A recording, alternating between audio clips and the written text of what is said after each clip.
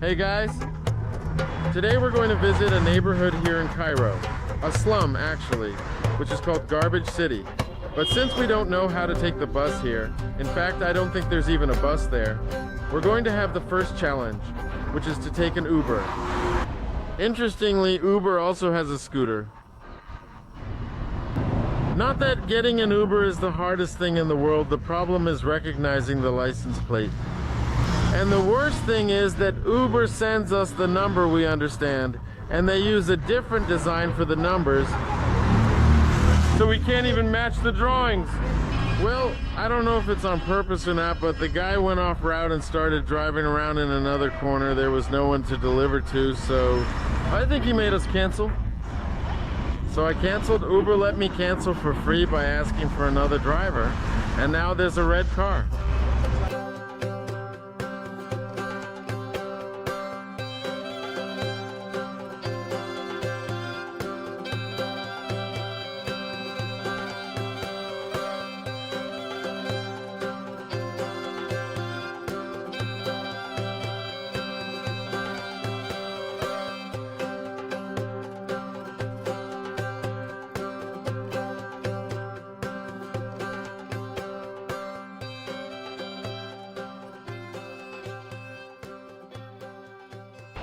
Red car. Well guys, let's start the tour here on top of the mountain, which is where the largest Christian church in the Middle East is located. The landscape here is impressive. Now it's looking like the Middle East here, these deserts. Kind of brown, huh? But we don't know what the church looks like. I think it's this one. Let's see, the map shows it further back, but there's nothing there. And it's interesting because this is one of the most important destinations in Cairo, but it's well known. And to get here, you have to cross the village of Garbage. In a little while, we're going to walk down there, and we'll show you and tell you the story. But it's really shocking, isn't it, that side of the city that the mayors don't like us to show? Oh, the church is inside the cave here, inside that stone wall we saw. This is the way. Look at it. It's interesting that it's in the open, right? There's only part of it in the cave. Well, alright, we're in the Sahara Desert, right? It's not supposed to rain, so it can be open. But look, the stone here has excavations that simulate the place where Jesus was buried, right? The cave where his body was placed. And there's a passage from the Bible from the book of Matthew. He's not here, he's gone up to heaven, as he said. It's quite interesting because the entrance is right there, which we saw from the outside, and looking at it from the front, it looks like it's a little church and nothing else, right? That's why we didn't see it. It gives the impression that you're going into a little chapel. Anita could get married here because she must know a lot of people, right? Because it's a lot of space, so she could invite everyone she wants. Yes, you could have an open wedding.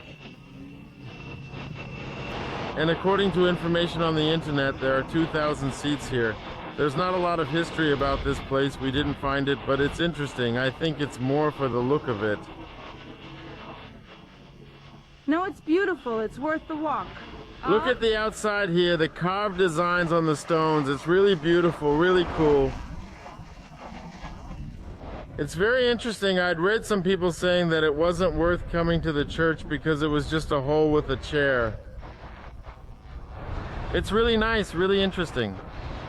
But now let's move on because our main goal was to come and see this neighborhood here, which they call the City of Garbage. Look, you can get a sense of it from here. Look how much garbage is on top of the houses. That's why they call it the City of Garbage. We are starting to go down. This is like the entrance to the neighborhood. And you can already smell a strong odor coming from it. The smell of garbage, really. Nothing suffocating, but you can already smell it. The entrance to the church, right? Not the neighborhood. Yeah, the exit of the church. A lot of garbage piled up here.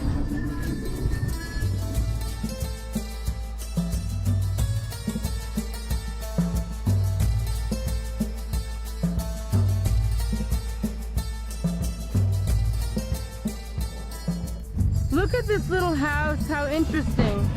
It's a little chapel. Did they hang it? It could be. It's wedged between the houses. Most of the inhabitants of this neighborhood, the absolute majority, are Christians. They're the Copts we talked about in the other video, right? Who are the first Egyptians to convert to Christianity.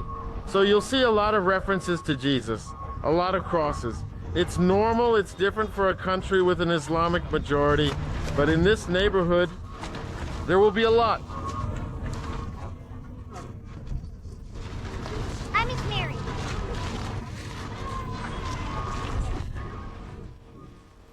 Oh, you're Ismarie. My name is Michelle. Okay, bye, bye, bye. Nice to meet you. A child is a child anywhere in the world. Yeah, if they get a chance to use their English, they will. There are some agencies that sell everything here to tour the neighborhood. We always like to hire a guide, but hire a local guide, right? Because he'll know a lot more, and also to help the local community. But we saw that there was an NGO here, a recycling association.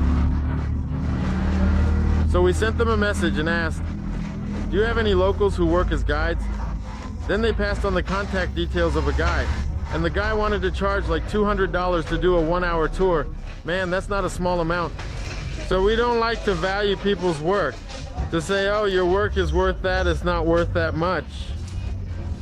But $200 we know is too much. The guy who earns $200 an hour, that's a lot of money here. In Brazil, in New York, the guide isn't going to charge you that.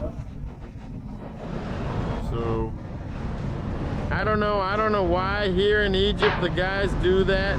We know that some countries have a culture of negotiating. We've been to a country like that. But here the guys kick the bucket. The guys want to make a lot of money. So we decided to come alone. And this neighborhood is like that because here people work with recycling. It was the Egyptian government, you know, Cairo is a huge city, so like any big city, they produce a lot of garbage. And the government had nowhere to put it, so they started dumping it here in these mountains. So I don't know if people came here because of that, or if there was already a village of people living here, and they saw garbage as an opportunity to make money.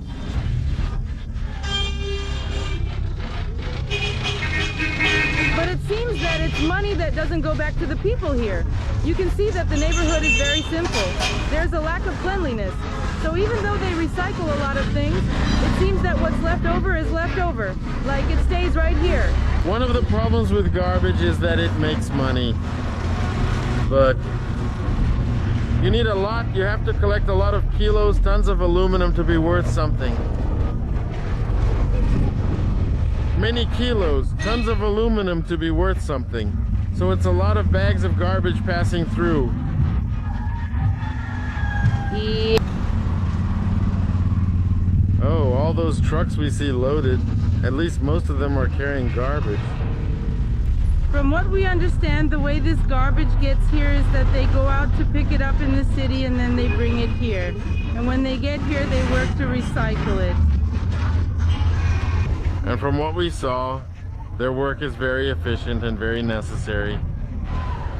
We've read figures saying that between 80 and 90% of the waste they pick up, they manage to recycle. And if you compare that even with European cities that are examples in recycling, it's a very high figure. We've even read, right, that we don't know if it's true or not, but that people from other governments have come here to learn from them how they recycle, because they're very efficient. I'd read that women and children sometimes go out to collect the garbage and that when they get here, the men work on it. But I've seen a lot of women working too, sorting. Yeah, I think the men go out to collect it and the women sort it. Here, I think it's all plastic, see? It's already sorted. We won't be able to see because they usually stay in a little enclosure. But here they even keep pigs. So everything that's organic waste, they put out for the pigs to eat. So they don't really waste anything. And there's just one curious fact, you know, because Muslims don't eat pigs, but because they're Christians, they can raise pigs and eat them. And they also sell these pigs to restaurants where tourists go. and tourists eat them. But I also read a news report saying that the government had some pigs killed because of swine flu, so I don't know if it's back on or if the guys have lost out. Look, there must be some kind of waste sorting place here too. It's quite big. It's a huge parking lot, let's put it that way. This is a sad reality, you know, of people living in this situation, although it's work, all work is dignified, you know, but since this work isn't regulated, people run the risk of cutting themselves. It must also be infectious, right? It shouldn't. Yeah, the smell itself, you know, it's not a pleasant smell. It smells like garbage. And then to melt the aluminum, people work there in the smoke. And well, people living in dumps is nothing new. Unfortunately, many Brazilians live in this situation too. But it's impressive because here it's really become a city, you know, with tall buildings, even good ones, you know, made of masonry. And it's funny that they call it a favela, because our sense of favela in Brazil is very different from this. For us, it's a shantytown, and for them, it's this situation here. The information on how many people live here is also mixed, right? But we found sources talking about 75,000 and others talking about up to 300,000 people. In other words, it's a lot of people. It's the size of a big city, you know. But this one, even though it's called a city, isn't a city. It's a neighborhood in Cairo. And look at the smoke coming out of there. Probably people are burning, melting something. Thank you, bye-bye, bye-bye, Brazil.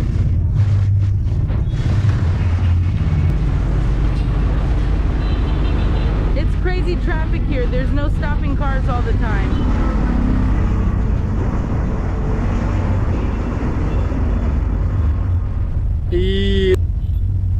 It's interesting, you know, because the people here are also very different from what we've seen so far in Egypt, because they're not tourists. You know, there are no tourists walking down here. People go to church and they're very friendly. And here you can see that they're authentic, you know. They're smelling, they're not looking for money. The boy at the back tried to offer what he was eating. He was eating a mango there. He offered it to us and, you know, you can accept it and he won't ask you for money afterwards. The boy over there, the other one, said selfie, selfie. He didn't want cash, just take a picture of me. It is. Cool. Another thing we heard is that they receive the garbage. Then they work the garbage. They sort it. It's aluminum, right? Which you said melts. Cans, you know. Tin cans, that sort of thing. They say that when it's plastic, they sort it too, wash it, grind it up. And down here, all this stuff, either they're cleaning it up or it's a dump. But then there's no more room. So they put the stuff on top of the buildings in front. You see, the building is loaded with stuff because they keep it until they sell it, I think. Yeah, we don't know what the family's organization is like, you know, the separation here, but I think it's kind of every man for himself like this. The people go together inside the houses. They say that people sometimes have a room to put garbage in or a room. They spend the day there separating. Then they have to pick it up and resell it to the people who do the processing. Yes, hello?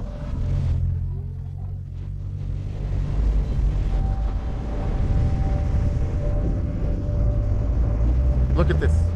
Just here, I don't know if it's a dump, if it does recycling.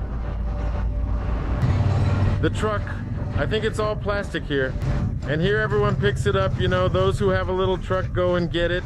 Those who have less money have a cart with a donkey pulling it. And each person finds their own way of making a living. Look at the garbage going up to the house. They'll probably put it on the roof of the house and the people will work there for the rest of the day, sorting it out.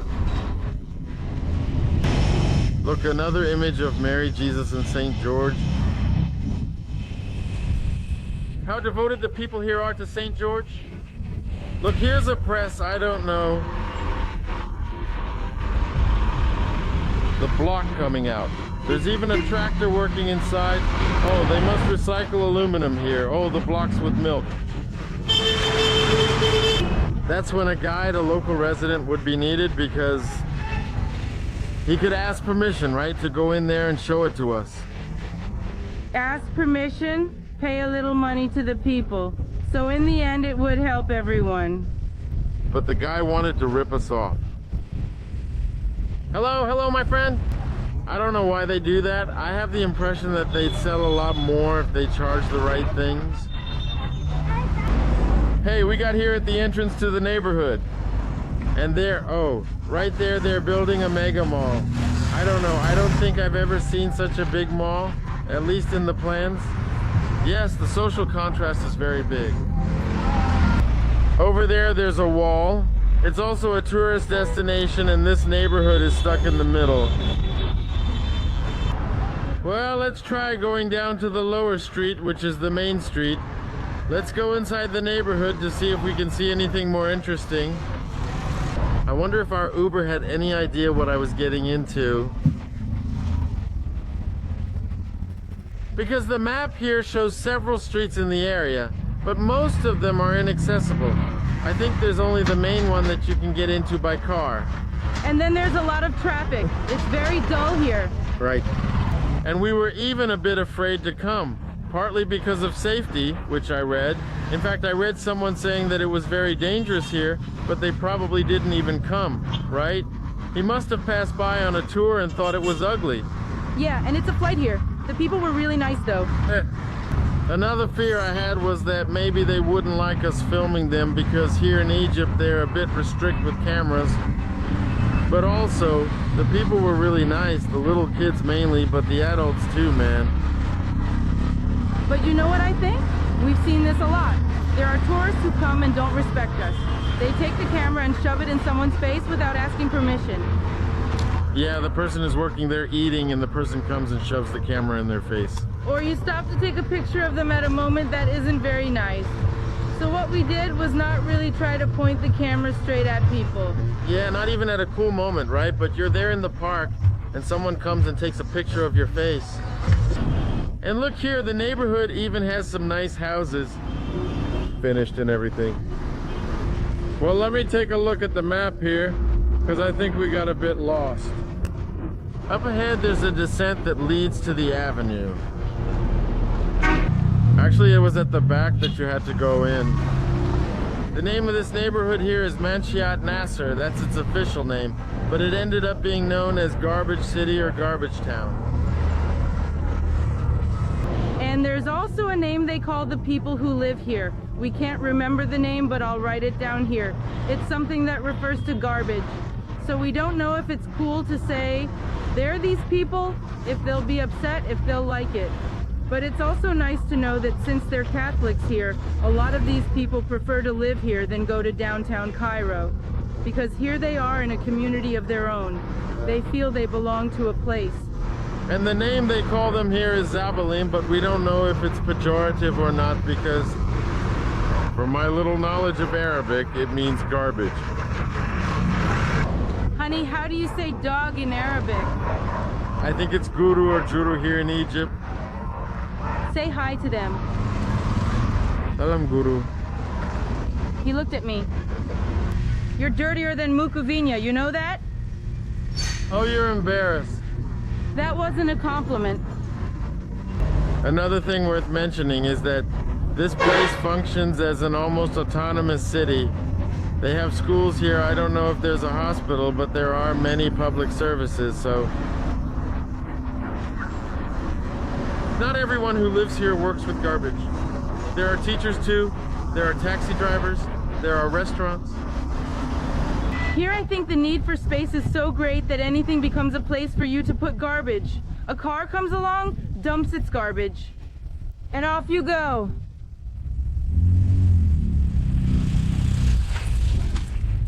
Wow! And in the end, we had to leave here by where we came from because we got lost in there. We couldn't find any other way out. There are also some little wagons passing by that are going somewhere. We're just not going to catch them because we don't know where they're going. There's nothing written down. Yeah, we're very out of the way here. You know, if it were an avenue... It would, wouldn't it? And the sun is setting too. So, there are a lot of contours here. We're in a really peripheral area. If it was just an avenue, we'd go, you know, use the technique of catching up, and if he changes the way we jump off. Yeah. Look at the city center.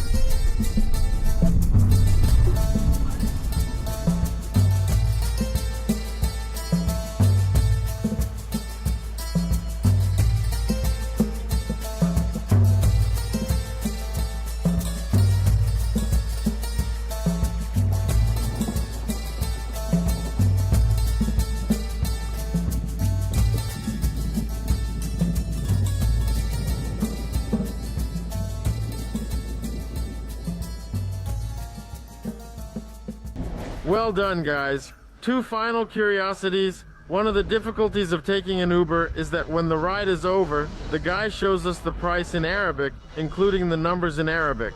We chose to pay in cash. Yeah, then you have to show the guy the calculator and ask him to write it down the numbers, which we understand. But the two we got were honest ones. They didn't try to scam us. Congratulations. Another curiosity is that our driver had two horns and used them both well. Seriously, he put one hand here and the other down there to drive. It's like this. I'm going to overtake the horn. Someone's overtaking me, honk. I'm going to turn, honk. The traffic is going to stop, honk. The traffic here is crazy. But that's it, guys. See you next time.